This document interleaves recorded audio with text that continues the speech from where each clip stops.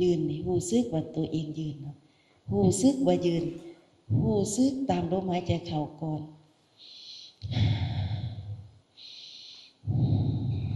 จังหาค่ะ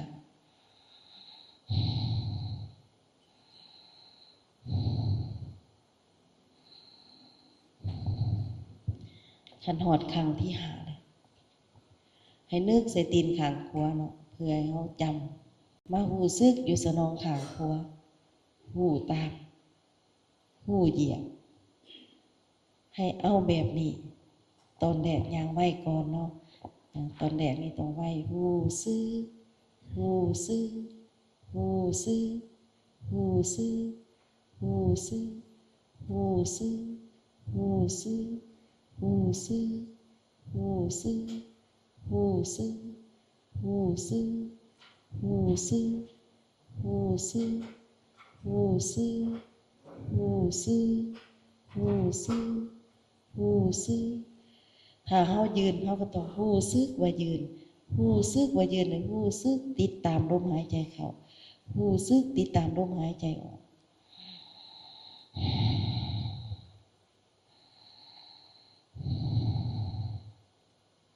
สูบลมหายใจเข้าไปลึกๆเข้าไปหาไส้บือเฮา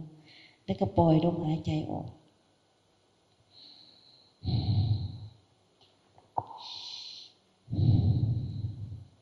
เฮาเทื่อที่หาเนี่ยสูบลมหายใจเข้าเฮาก็สั่งเฮารู้สึกกลับนึกใส่ตีนข้างขวารู้สึกยกเคลื่อนเหยียบรู้สึกยกเคลื่อนเหยียบรู้สึกยกเคลื่อนเหยียบรู้สึกยกเคลื่อนเหยียบรู้สึกยกเคลื่อนเหยียบรู้สึกว่ายืนผู้มีสติสัมปชัญญะต้องทันสติแก่กล้านี่ต้องทันรู้สึกว่ายืนรู้สึกหายใจเข้ารู้สึก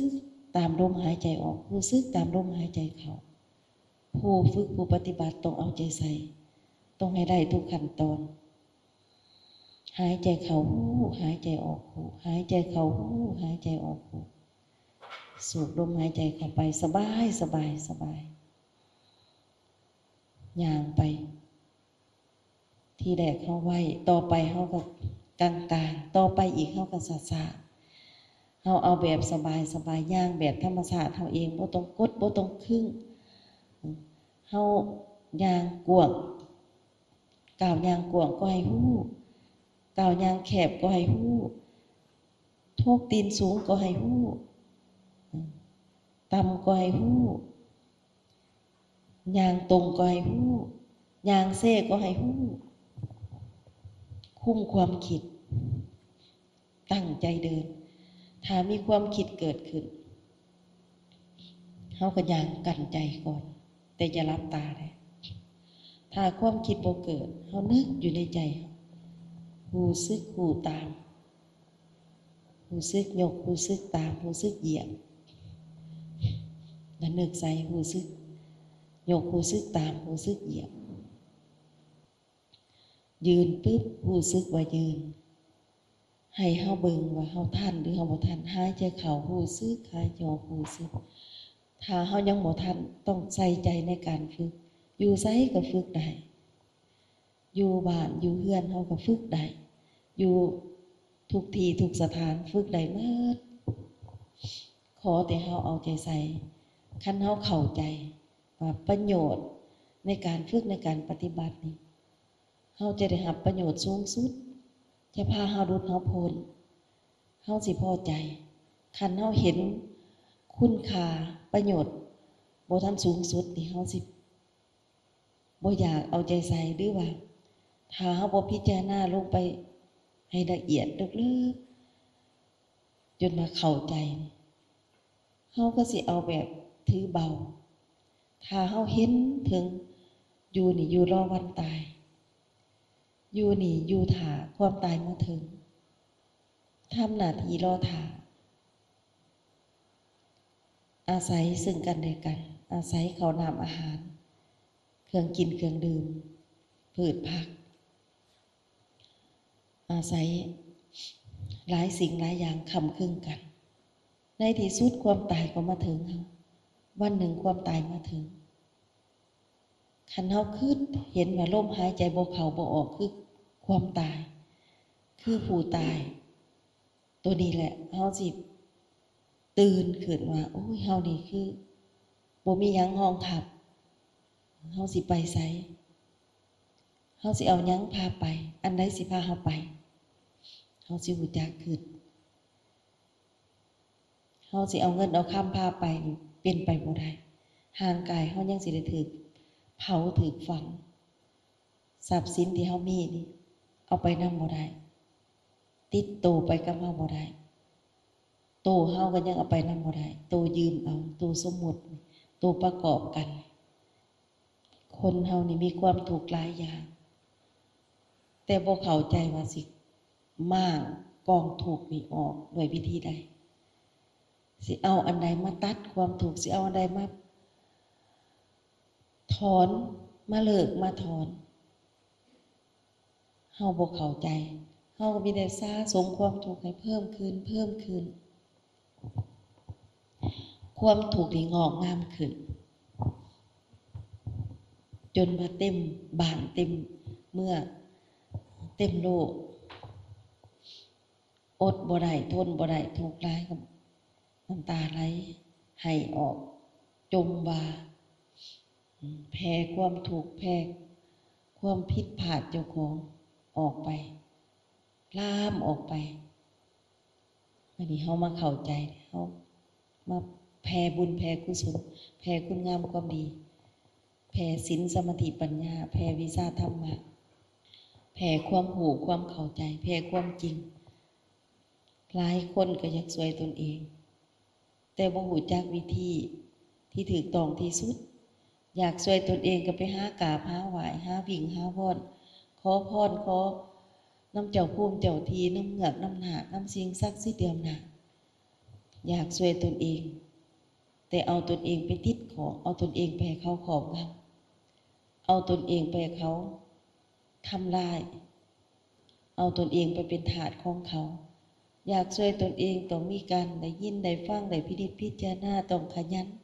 ต้องมันเพียรต้องมีการฝึกมีการปฏิบัติต้องมีการทดสอบทดลองต้องมีความอดทนอดกันต้องภาคเพียรพยายามต้องบากบั่นต้องสู้ต้องใจต้องแยกเป็นใจแยกเป็นต้องเป็นผู้เห็นด้วยปัญญาต้องเป็นผู้ใส่สติใส่ปัญญาเหตุอันใดทำอันใดชีวิตมีความผิดพลาดน้อยหลายปานใดต้องรู้ต้องเห็นต้องแก้ไขเกิดมาจากพ่อจากแม่เคยหูบุญคุณพ่อแม่เคยตอบแทนคุณพ่อแม่มีขอบมีครัวมีผัวมีเมียเคยเห็นอกเห็นใจกันบ่เคยเอาใจใส่น้ำกันบ่เคยเคารพกันบ่เคยถือกันเคารพกันเคยคิดเมตตาสงสารกันเคยเอื้อเฟื้อเผื่อแผ่กันด้วยใจบริสุทธิ์บ่เคยตั้งใจมั่นนำกันบ่เฮาต้องมาเบิ่งคืนสร้างลูกขึ้นมาเฮาเคยช่วยเหลือลูก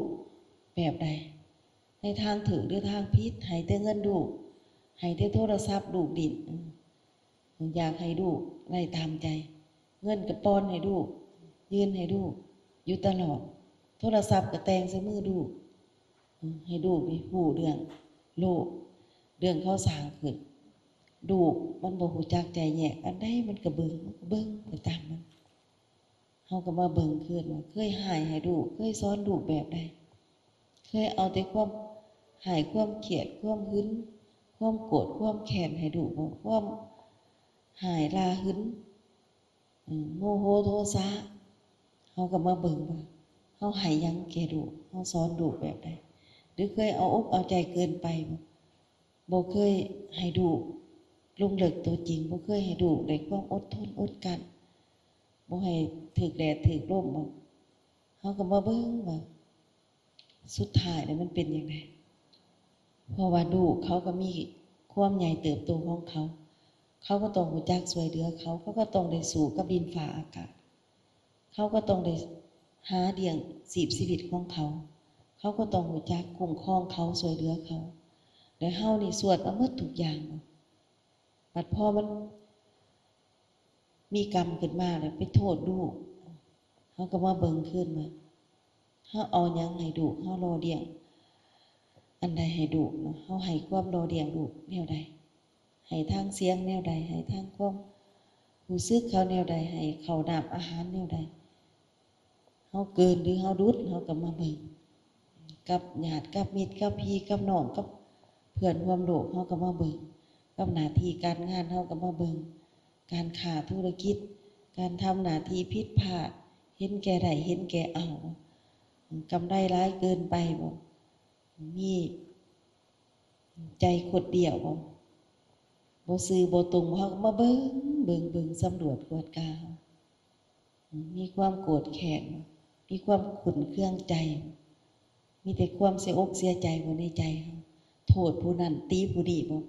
เฮาต้องมารู้จักสำรวจตนเองหาข้อผิดพลาดของเฮาข้ออ่อนข้อเสียข้อขาดตกบกพร่องมักหาเรื่องใส่ความคนอื่นบ่เรื่องบ่ใหญ่หาใส่ให้ใหญ่เรื่องน้อยให้เป็นหลายเรื่องสั้นให้เป็นยาวบ่เฮาก็มาเบิ่งถ้าเฮายังมีแบบนี้เฮาก็พากันเดิกกันถอนผู้ปฏิบัตินี่เพื่อเดิกเพื่อถอนเพื่อเอาออกเอาของบ่ดีออกจากของมาหันมาเปลี่ยนมาเฮียนฮู้มาเฮียนเอาความเข้าใจให้เข้าใจถึงความจริงสิ่งใดที่เฮาสะสมไว้สิ่งนั้นได้เฮาสิได้รับเฮาก็มาปรับเปลี่ยนใหม่เปลี่ยนเอาแต่ความดีความชอบความถูกต้องรู้จักเอาอกเอาใจพอดีรู้จักให้อภัยรู้จักยกโทษรู้จักอโหสิกรรมของเพิ่นก็ฮู้ว่าของเพิ่นของเฮาก็ฮู้ว่าของเฮาแต่รู้จักแบ่งปันรู้จักพอดีบ่แม่นมีหยังก็ไปให้คนอื่นหมดตัวเองทุกข์ยากลำบากอันนี้ก็บ่ถูกก็ต้องรู้จักว่ารู้จักแบ่งมันปันส่วนเฮาก็มารู้จักอีกว่าเฮามีแต่ทรัพย์สินเงินทองบ่เฮามีแต่บ่การให้ทานการเจริญภาวนาเฮามีแต่บ่การรักษากายวาจาใจให้ถูกต้องตามกรอบกฎหมายตามกฎธรรมชาติคือเป็นผู้มีระเบียบวินัยเป็นผู้มีความถูกต้องเอิ้นว่าศีลเป็นผู้มีความตั้งใจมั่นต่อคุณงามความดีต่อความอดทนอดกลั้นเป็นผู้มีปัญญาพิจารณาปล่อยวางในสิ่งที่ควรปล่อยควรวางในเรื่องห่างกายถาดคันในเรื่องอยากได้อยากมีอยากเป็นบ่อยากได้บ่อยากมีบ่อยากเป็นในเรื่องหูในเรื่องเสียงในเรื่องกินในเรื่องรสในเรื่องกายสัมผัสเย็นร้อนอ่อนแข็งในเรื่องความคิดอดีตอนาคตมันมีการเกิดมันมีการกระทบเฮามาหูมาเข้าใจเรื่องนี้เฮามาแก้ไขเรื่องนี้อันใดดีเฮารักษาอันใดบ่ดีเฮาต้องคัดเกลาออกอันใดบ่ดีเฮาต้องหยุดอันใดบ่ดีเฮาต้องเลิกอันใดดีเฮาต้องสร้างขึ้นอันใดดีเฮาต้องรักษาเฮาสิพากันมีความสุขฮู้หน้าที่ทำหน้าที่ในความเป็นลูกหน้าที่ของความเป็นแม่หน้าที่ในความเป็นแม่หน้าที่ในความเป็นเมียในความเป็นผัวในความเป็นเพื่อนเป็นมิตรเป็นญาติเป็นมิตรเฮาอยู่ในโลกในนี้อยู่ได้สบายโลกในนี้ผูกเฮาบ่ได้มัดเฮาบ่ได้โลกในนี้ทับเฮาบ่ได้ติงเฮาบ่ได้แล้วเฮาก็มาเบิ่งการกินการดื่มการกระทำของเฮาอันใดเฮากินเฮาดื่มเฮาสูบเฮาเสพบ่เฮาเอาของดีเข้ามาใส่ชีวิตเฮาบ่หรือเฮานี่เอาสิ่งเบื่อเมาเอาสิ่งเผาไหม้เอาสิ่งเบียดเบียนชีวิตเข้ามาหล่อเลี้ยงเข้ามาทำลายชีวิตมันเป็นผิดเป็นภัยเฮาก็ต้องได้รับผิดรับภัยนั่นเองเฮาก็มาถอนมาแก้มาปลดมาลดออกมาเลิกออกมาถอนออกแล้วก็มาเบิ่งว่าเฮานี่เลือกเอาพระแท้พระจริงบ่รักษาเฮาเอาแต่พระพุทธพระธรรมพระสงฆ์บ่เอาแต่พระในตนบ่เอาแต่พระเจ้าของบ่เฮาฝึกให้ญาณเจ้าของแจ้งวังให้ญาณเจ้าของหูเจ้าของแจ้งหรือเฮาฝึกเพื่อเอาฤทธิ์พิสงอำนาจเพื่อเอาฤทธิ์อำนาจหลอกๆมาขอบมางำตนเองมาขอบมางำผู้อื่นแต่เฮาหลงไหลใฝ่ฝันมากๆอยากใหญ่ละเมอเพ้อพันไปบ่เฮาก็มาเบิ่งเฮาเองเปลี่ยนออกหมดให้เฮาเอาแต่การคิดดีการคิดถูกต้อง คิดพอดีคิดดีคิดถูกต้องเว้าพอดีเว้าดีเว้าถูกต้องการกระทำดีการกระทำถูกต้องได้มาเอาความระลึกความรู้สึกมาเอาความตั้งใจมั่นมาเอาพลังมาเอาความพร้อมมาเอาความถูกต้องควบคุมตนเองให้อยู่กับตนเองให้เป็นตนเองให้ช่วยเหลือตนเองให้แก้ให้ปลดเอาตนเองอันใดที่พลาดเป็นถูกให้หูให้หยุดให้เลิกให้รับมันให้มันหมดบ่ต้องยาวไปใจบ่ต้องหอนบ่ต้องหายบ่ต้องเครียดบ่ต้องเสียใจใจต้องใหญ่ใจต้องกว้างใจต้องสูงน้ำใจต้องประเสริฐอยู่ตลอดเวลาการฝึกการปฏิบัติก็เพื่อให้ได้ชีวิตใหม่ชีวิตประเสริฐเลิศยิ่งท่านทั้งหลายมาฝึกเอาชีวิตประเสริฐเลิศยิ่งทรัพย์อันประเสริฐความจริงอันประเสริฐต้องให้เกิดอยู่ในหัวใจเจ้าของบ่แม่นปั่นขึ้นมาด้วยมือบ่แม่นคนอื่นปั่นแล้วไปบูชาไปสื่อไปเซาบ่เอาแนวนั้นบ่แม่นอยู่กับเจ้าของเด้อเอาใจใส่ในการเดินจงกรมสวยเจ้าของให้ได้ดีถึงที่สุดให้ฮู้ทุกครั้งที่ยกสนขึ้นให้ติดตามให้กำหนดฮู้ให้จดจ่อกล่าวไปให้ฮู้เหยียบลงให้ฮู้ เหยียบแหนมฮู้ขาข้างหนึ่งนักตีนข้างหนึ่งนักตีนข้างหนึ่งขาข้างหนึ่งเบายกขึ้นเบาเพราะว่าข้างขวาหับน้ำหนักข้างซ้ายต้องเบาข้างซ้ายหับน้ำหนัก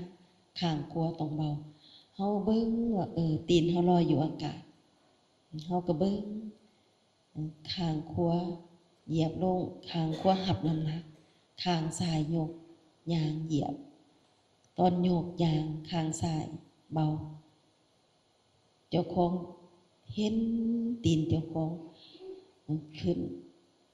ตีตามฝึกไปฝึกไปฝึกไปใจเจ้าของสิเปลี่ยนสุขภาพร่างกายดีขึ้นแข็งแรงขึ้น